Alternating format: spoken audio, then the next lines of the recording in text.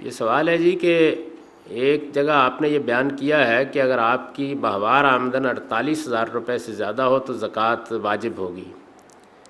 سوال یہ ہے کہ کیا زکوٰۃ آمدن پر ہے، اگر ہے تو پھر اس کا نصاب کیا ہے اور کس حساب سے دی جائے گی؟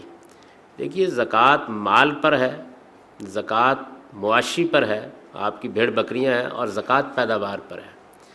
پیداوار قدیم زمانے میں زرعی پیداوار ہوتی تھی، بعد کے زمانوں میں پیداوار کی اور قسمیں سامنے آ گئیں، مثلا صنعتی پیداوار ہے۔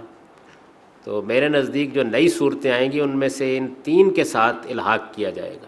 جیسے ہمارے فقہا کو یہ مسئلہ پیش آیا کہ گائے کے بارے میں زکوٰۃ تو بیان ہو گئی ہے، لیکن یہ کہ بھینس عرب میں نہیں پائی جاتی، تو جب وہ یہاں آئے تو انہوں نے اس کا الحاق کیا، یعنی اب بھینس کو کس کے ساتھ ملایا جائے؟ اونٹ کے ساتھ، بکری کے ساتھ؟ انہوں نے کہا گائے کے ساتھ ملا دیں۔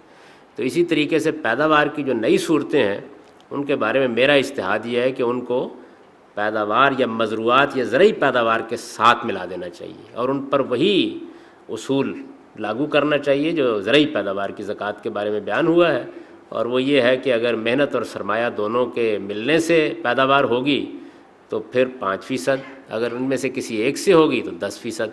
تو میں جو آپ کی تنخواہ ہے اس کو مزروعات کے ساتھ ملحق کرتا ہوں، اور اس وجہ سے اس پر پیداوار کی زکوٰۃ عائد کرتا ہوں۔